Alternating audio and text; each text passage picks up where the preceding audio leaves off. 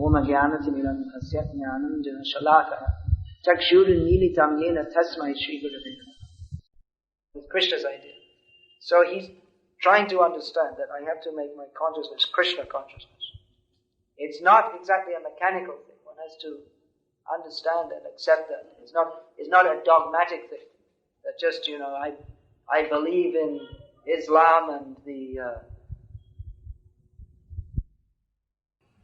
as usual, when reading Srila Prabhupada's books, we have the translation and purport. The translation is to be understood from the purport, not otherwise. The purport elaborates on what is being said, because actually in anything that's said by anyone, when something is spoken, apart from what is directly said, there is much which is understood even without being spoken. That means certain information, certain attitudes to life, they are implicit in what is said in any exchange. Sometimes even without speaking, there is exchange of information, or one may indicate by an angry look, by a happy look. That's why it's recommended to generally these karmis who are trying to promote goodwill within the world. They have slogans such as, "Smile, it costs nothing," or "Smile, it improves your face value." They have such sayings. You smile at everyone, and then that will make others happy.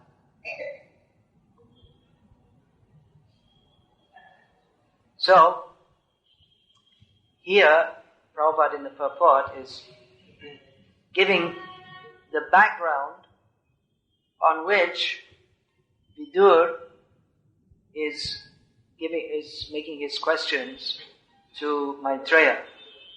That when he's talking about a great yogi, in this case Kardama Muni and his wife, and how they united and produced children, that it was already understood. Vidur, when he spoke, he was speaking in a manner in which it was understood between himself and Maitreya that what are the symptoms of a Mahayogi, what is the culture that a great yogi and his wife follows.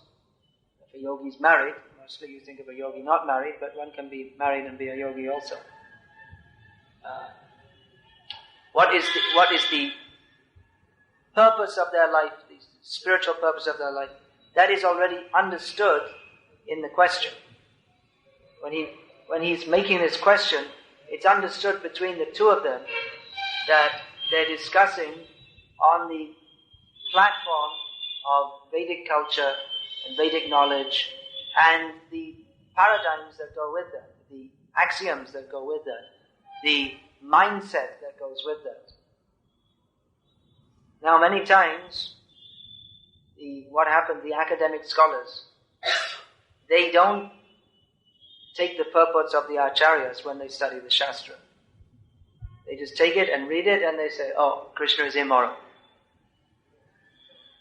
Instead of trying to understand the Shastra according to the way it was presented by Vyasadeva and the characters he's presented according to their understanding, they impose their own understandings according to their own cultural background.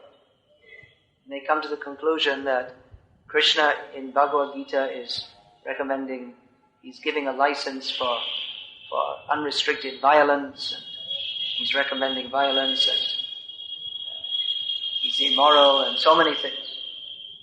Instead of trying to understand in the spirit of Shastra, they impose their own understanding on it.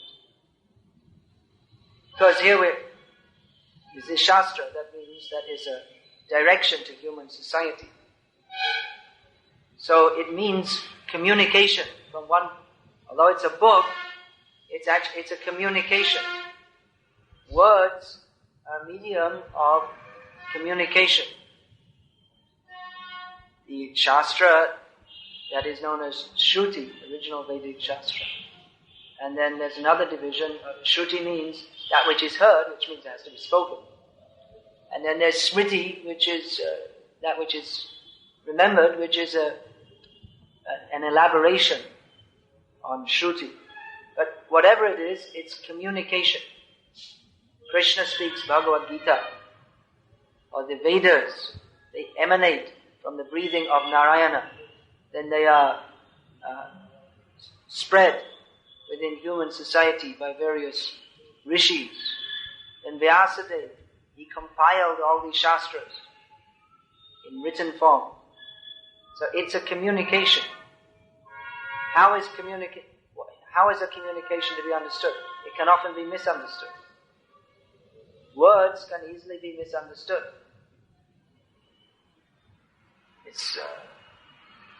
However, clearly it's written. There's always someone who will misunderstand. Misunderstanding can come in various ways, either because the person who's speaking or writing doesn't express himself clearly, or the person who's hearing they may not have the background knowledge to even understand. Just like you see here, if you don't have the background knowledge of what a Mahayogi is and what the Vedic culture is, then you're not going to understand this. That's why Prabhupada is giving his purport. And it's recommended before reading Srimad Bhagavatam, one should first at least have some superficial understanding of Bhagavad-gita, because one cannot understand the elevated spiritual principles of Srimad Bhagavatam without having the background knowledge of Bhagavad-gita. So one may misunderstand due to lack of knowledge, or due to lack of clear expression by the speaker or writer. One may misunderstand because he has a different mindset or a different training. Just like, for instance, in India, if we make an indication with the thumb, like this, what is that?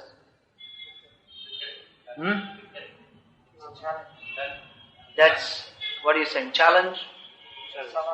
This is considered, it's not, if you go like this to someone, it's not considered very good. Huh? It's mocking him. Mocking, yeah. But in I don't know in America or whatever, but in England, if you go like that, that means, it means, it's a sign of, it's difficult to express actually. It means a sign of approval, or yes, I agree, and it's a kind of informal, it's especially between men, it's a kind of, yeah, okay,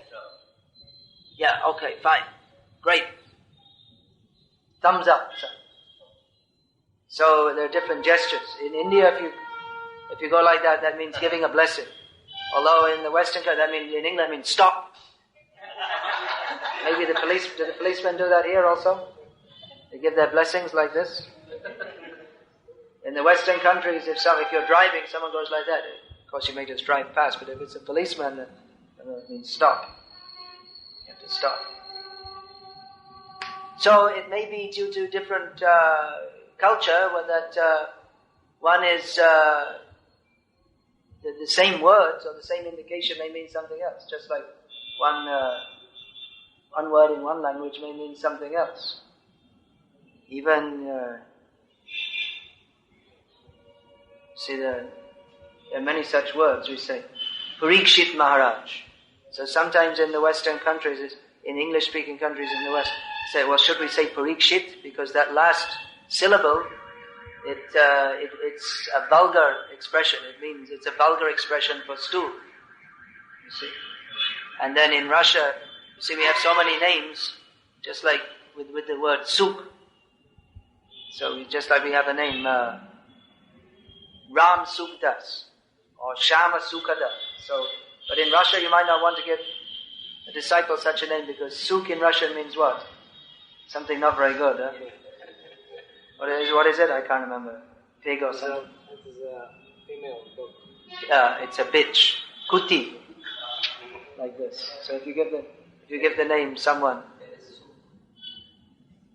anyway, it's close enough, whatever.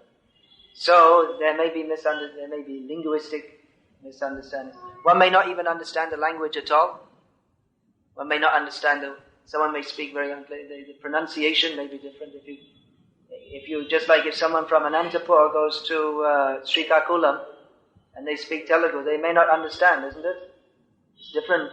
They may speak Telugu, but the pronunciation is going to be different. And even the words they use and everything. So, there are so many, and plus the person who's listening, he may not want to understand. You must have that experience when you're trying to explain something to someone, and they don't want to listen. When we're preaching, they or even in some affair, they may accuse you. You did this wrong. You say, well, actually this, and they don't want to listen at all. They're just convinced. They don't like to listen. They're just convinced. I am right, you are wrong. So they don't even like to listen. So this communication of spiritual knowledge, there are so many factors required for this.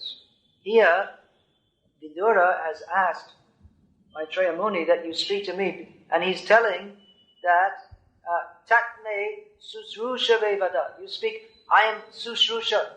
I'm ready to hear, I'm eager to hear. Not that, well, you tell some story and if it's nice I'll listen to it, and if not I won't. And several times people have told me that, you should speak more nicely and tell more stories and, make it more entertaining, then people will like it.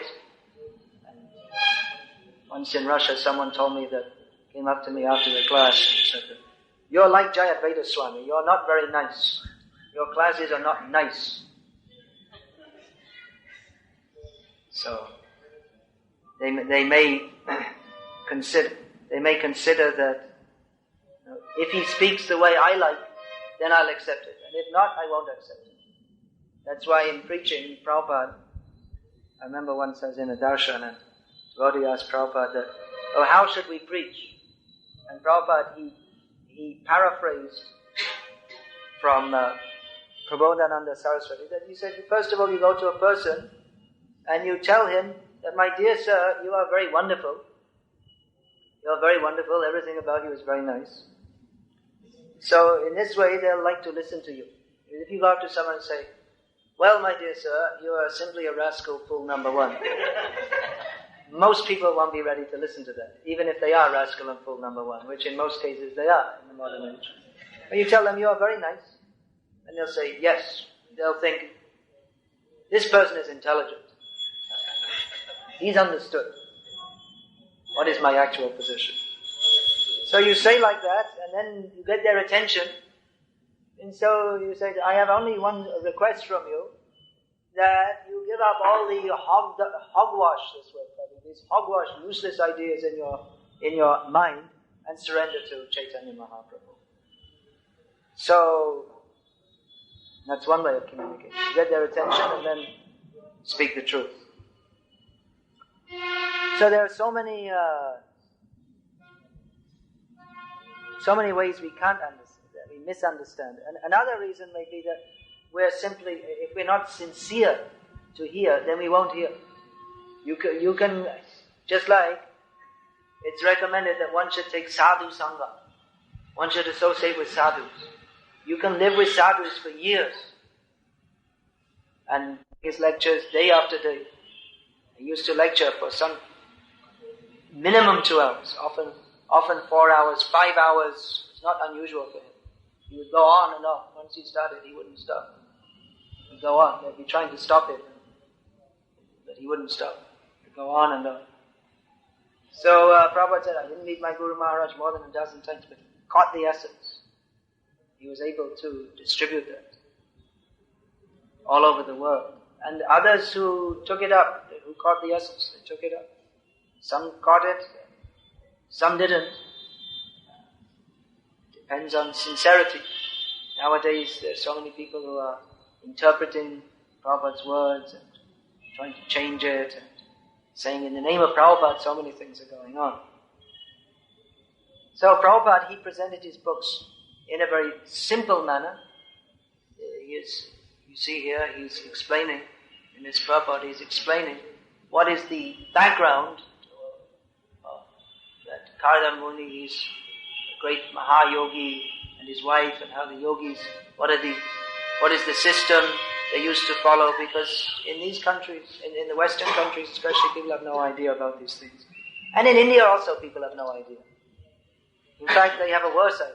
They have some idea, but it's a wrong idea, so they're in a worse position. Just like that story, if someone knows something, if someone goes for piano lessons to the master musician, if he knows nothing, then they charge him a certain price. And if he already knows how to play a little bit, they charge him double.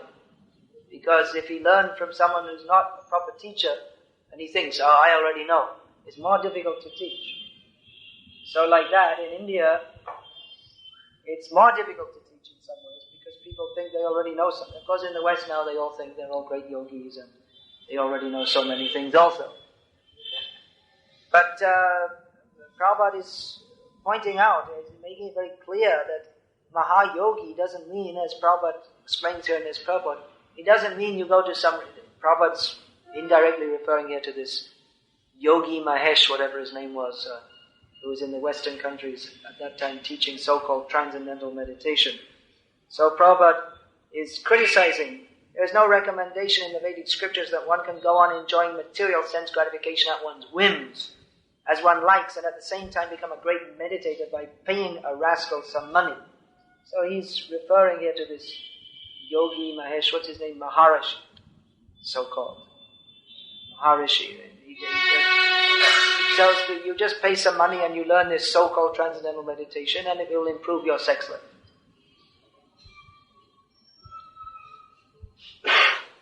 Yoga for sex. They've made some book, I saw. Yoga, how to practice yoga, then you'll become very healthy and then you can enjoy sex like that. But yoga means yoga indriya samyama.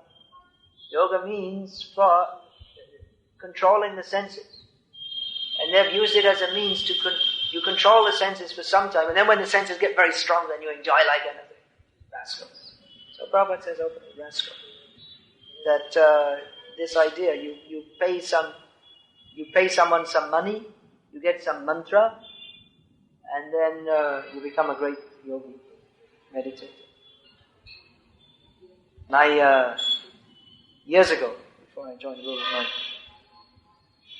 one of my uncles was telling me about this transcendental meditation. He said some of his friends, business associates or whatever, they went to this, they signed up for this transcendental meditation, and they were all given a mantra, and they were told, this is your own secret mantra, don't tell it to anybody. So then afterwards they said to each other, hey, what mantra did you get? Because, they're not very serious. And they found out they all got the same mantra. They just went, they thought, let's go to this transcendental meditation. Yeah, it's only $35. And actually in those days, $35 was quite a lot of money. Whatever. So they thought, anyway, let's, just for some fun, they thought, let's go. They pretended to be very serious about this. So like that. Simply cheating. And who cares? They pay the money and they think I'm a great meditator, and rascals. One rascal leads another. Andhayat andhaya vipaniyamanas. The blind is leading the blind. Andha paramparanyaya. That's not only in the Vedic literatures, even in the Bible it's there. That the blind leading the blind and they all fall in the ditch. So that's it. That's modern life. The blind are leading the blind, and there's no question of falling in the ditch. You're already in the ditch. So we take this as just like the pig. He's lying in the filthy drain, and he thinks this is normal, this is nice. If you take the pig out and say, hey, it's time for you to get washed, he'll protest. I don't want to be washed. Come on, I'm enjoying here in the stooly drain. So he thinks this is nice. Prabhupada told that story it's from the Shastra. Indra was cursed to become a pig. And after some time he thought, this is nice. Brihaspati wanted to call him back. He said, come on, it's time to come back and be Indra. Stop being a pig. He said, come on, it's nice being a pig. What do I want to be Indra for? It's great, if I'm Indra I have to, okay, you can dance with the Apsaras, but I got my wife also. Why do you think that the Apsaras are more beautiful than my wife? She's got nice hairs, there's nice perfume, all this stool of the drain sticky on the hairs of her body, and she's great. She's got my kids. What do I want to go and be Indra for? So this is Maya. Everyone's in Maya. So Shastra is there to get us out of Maya. But then we have to be guided how to understand Shastra. Shastra, as Prabhupada said, is not meant for armchair meditators. That you sit in a nice big armchair and you read the Bhagavad-gita and you say, oh yeah, okay, that's very nice. Well, in my opinion, Bhagavad-gita means you should just enjoy life to the full. This is what Krishna says in Bhagavad-gita. When I first came to India, the second time I came, the first time I came for preaching, and I was one of the first, I went on this BBT life party. I think the very first person I met, I showed him Prabhupada's books, and then he gave me a lecture on the meaning of Bhagavad-gita. That actually in Bhagavad-gita, Krishna says, you should perform your duty to your family. I was surprised because, well, I read Bhagavad-gita and I read that Krishna is telling Arjuna to kill all his family members. So, I don't quite understand where you got it from. I mean, I don't know if you're a murderer or what, if you consider your duty to your family is to kill them all. But, in other words, he'd interpreted it for his own sense gratification. Prabhupada makes it so clear within his books. Again, just in this purport, in every purport. What is the purpose of life? Not this sense gratification, cat and dog business, as Prabhupada used to call it. Not this cat and dog business. They call it civilization. They've made a whole big civilization to do what? So much study, billions of dollars spent on research, science. This President of India is so much respected because he's a scientist. Oh, he's a scientist. But what is the result? At the end of all their science and all their big buildings and so much technological progress, you can sit on a rock in the middle of the ocean and make a phone call to someone else sitting on a rock in an ocean on the other side of the world. For all their technological progress, their mode of life is exactly the same as the cats and the dogs who don't need a cell phone to communicate with others, and they don't need a big apartment. Their life is going on the same basis that, if there's a hole, use it. Stick what's yours in there. It's a cat and dog civilization. Sex, they're simply interested in sex life. They've increased. The cell phones, they advertise that you can get the cricket scores from a woman. You can phone up and you can chat with some lady on the other end. So what's it all for? All that technological progress is just so they can enjoy sex more. And you can hear the voice. I mean, I've never done it, but you can hear some sweet voice. But what do you know? The woman you're imagining, it's some beautiful woman. She might be, 99 years old. You don't know. But you're imagining that it's some beautiful woman. But she's just sitting there because it's a job for her, because she's some kind of a prostitute anyway. She just speaks to unknown men all day. And she gets some money for that. And they think this is wonderful. You see, in modern society, we've made it technologically possible. You see, with so much technology that now you can enjoy pornography. You can turn on your TV and you can get on the video and you can see all this. It's all made for your convenience. That right in your home you can enjoy watching people live like cats and dogs. Worse than cats and dogs. So Prabhupada is pointing these things out. You see, the mundane scholars, they read the Shastra and they interpret in their own way that Krishna is very immoral and we are very moral. We have a very advanced civilization. And this Vedic culture, it's very backward. This is how they malinterpret. That's why we have to read the Shastra through, we have to read with Srimad Bhagavatam, with Prabhupada's purports. Then otherwise we'll be infected by Mayavad, we'll be infected by materialism, we'll be infected by our own misconceptions. We have to study the Shastra, understand the Shastra, hear the Shastra. How? The same way that Arjuna accepted that Sarvameta Dritam Manye Yang Mang Vadasi Keshava.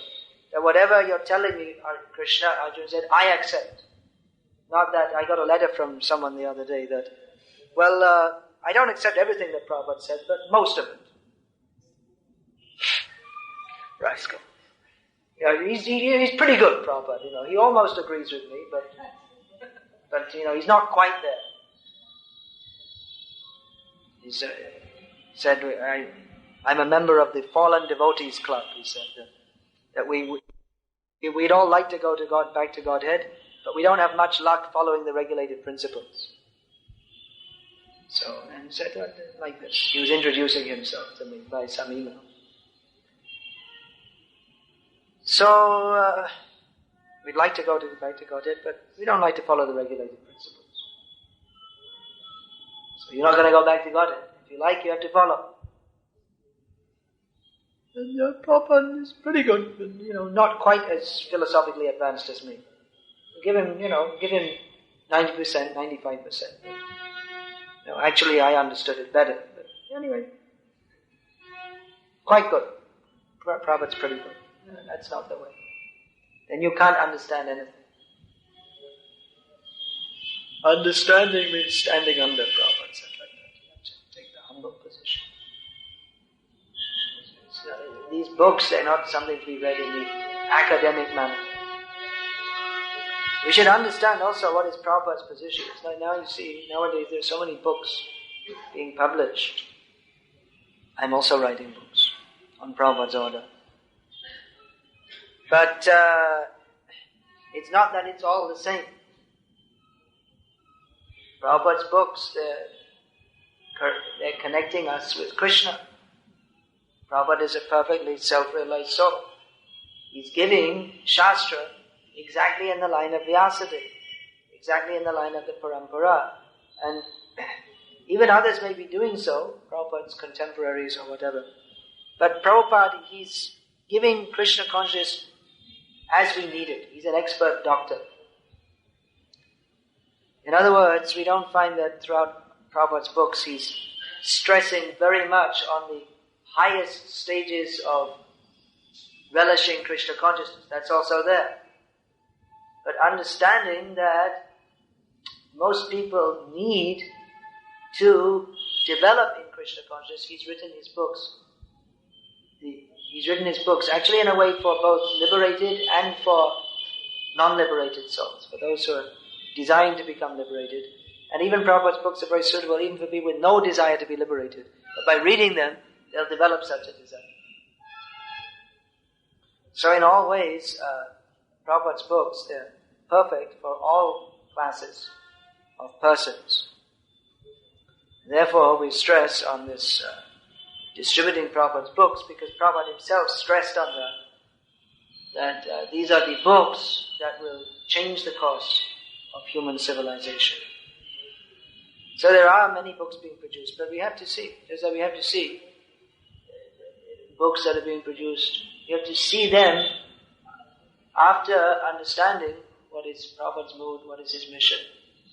We have to see if those books are taking us within the line of Prabhupada or outside the line. Of course, people may say this is dogmatism, Prabhupada isn't the only guru or whatever. That's true, but certainly we know we're very safe following the path given by Prabhupada. And with others, well, maybe not. They may be with Krishna, maybe not. But we know that if you follow the path given by Prabhupada, he's made everything very clear. That's one thing very wonderful about Prabhupada's books. He's made everything very clear. That we don't have to, we know if we follow this, then we can very clearly make advancement on the path back to Godhead. So here, as in many purports, Prabhupada is stressing the same point in so many places he's made, just to make it clear to us, that you can't have sense gratification and also become spiritually advanced. It's cheating to recommend such a thing. Of course, a devotee is not a dry renouncer. A devotee he enjoys life, but not on the standard of his own sense gratification. but enjoys life by enjoying in Krishna consciousness. That means doing everything for Krishna's pleasure, and in that way enjoy. Again, even though a devotee may have nice clothes, nice food, nice vehicles, may have these things, but his purpose is only to serve Krishna. He uses everything in Krishna's service.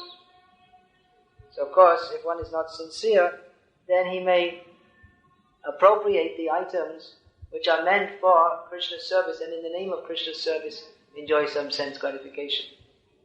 So one has to be very sincere in his motives. And that will help us very much to be sincere in our motives. People ask, how can we be sincere? Well, that question could be answered in many ways. But one manner I can recommend is, this will help us very much if we have a desire to be sincere. It will help us very much if we read Prabhupada's books regularly.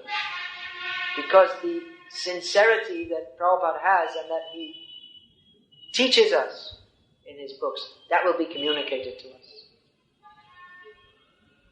By associating with the sincerity, or by taking the instructions that Prabhupada has given us with his sincere desire to help us, that will be communicated to us.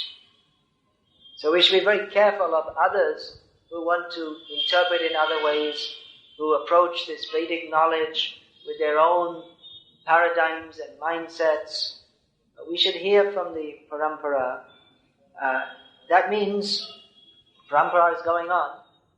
Prabhupada has given us his books and gone to preach elsewhere. And now we find after Prabhupada there are Prabhupada's disciples, Prabhupada's grand-disciples, they're preaching. And some are preaching as Prabhupada preached, and others are preaching differently. In the name of Prabhupada, they're saying other things and introducing different ideas. And so we should be careful. It's not that even everyone who's a member of ISKCON or who's a disciple of Prabhupada is exactly following what Prabhupada said. So we should know by studying Prabhupada's books what the standard is. And if anyone says something different, which they do, then we should ask, well, this is not according to Prabhupada's book. You have to be very careful. Now life is more complicated than it used to be, because so many people are saying so many things in the name of Prabhupada, which is not actually correct. So please be careful. Stick very carefully at the lotus feet of Srila Prabhupada and his bona fide followers, and in this way make advancement on the path back to Godhead. Hare Krishna. Question? When we hear Srila Prabhupada's lectures, whether it's beginning years or later years, there is a consistent pattern. And if we read a few lectures of Bhakti also that they are emphasizing on these purports.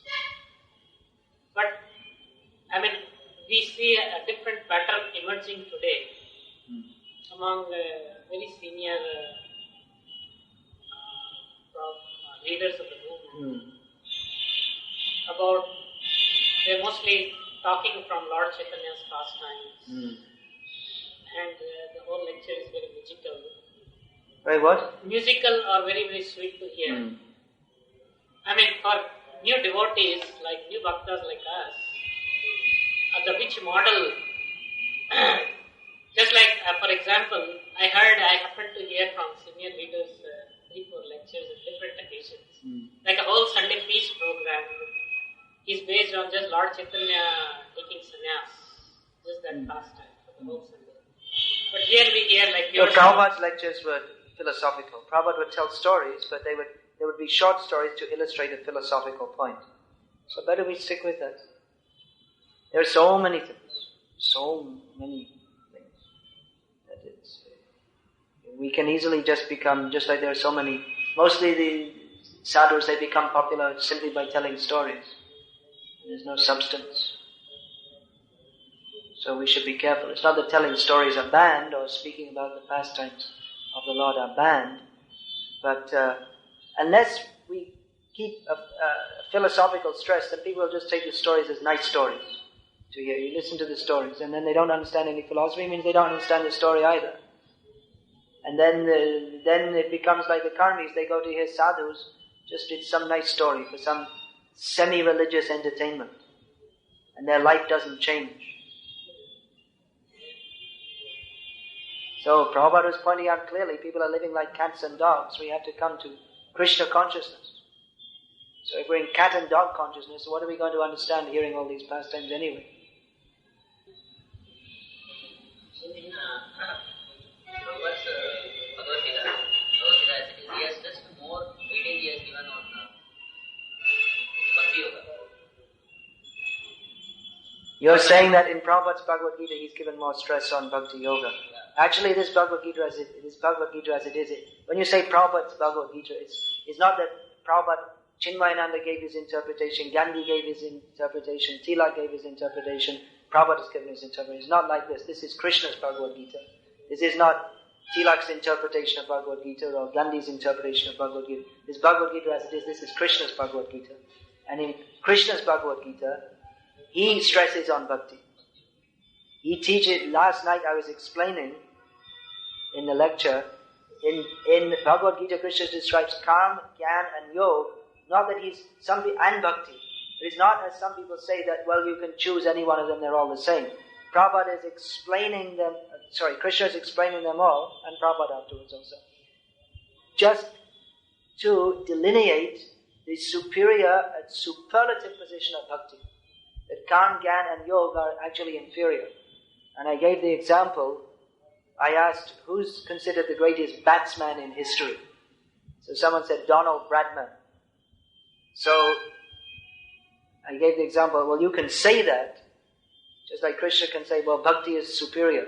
But then if you want to understand how Donald Bradman is superior, then you have to compare what is his record with that of Gary Sobers and Sachin Tendulkar and all these other fellows. And then if you say, okay, Sachin's good, Gary Sobers is good, but if you see Bradman, oh, he's the best. So the conclusion is Bradman is the best. Bradman who's now dead man.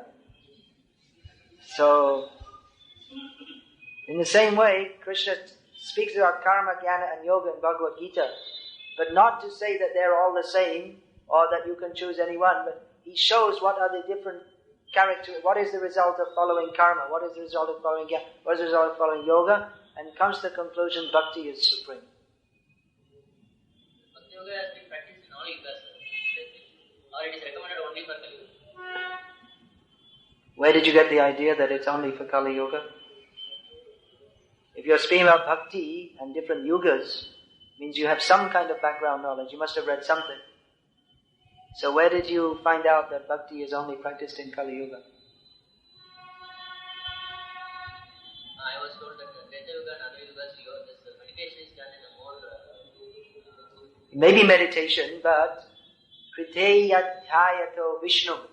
That's actually in Satya Yoga. The Krite means Krita Yoga, Satya Yoga. Yadhyayato, the meditation is Vishnu. The meditation is on Vishnu only. Treta Yoga there is Lord Ram, so there's no bhakti. Every yoga there's bhakti. Bhakti is always recommended. Yoga means the yoga system may have been followed in other ages, but that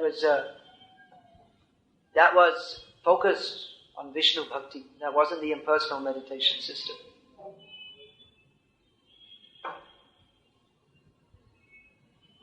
See, even these things, dhyan, that also comes in Bhakti. But that dhyan is on Vishnu.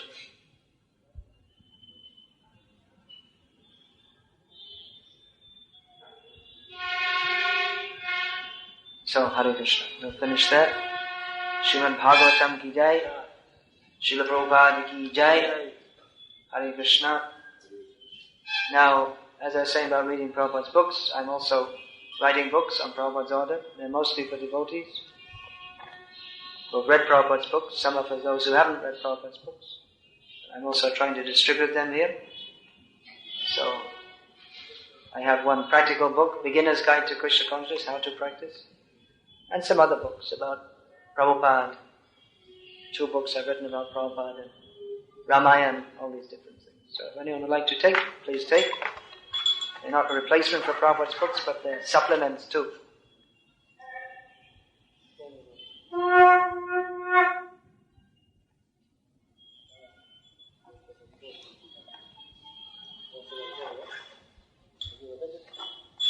Hare Krishna.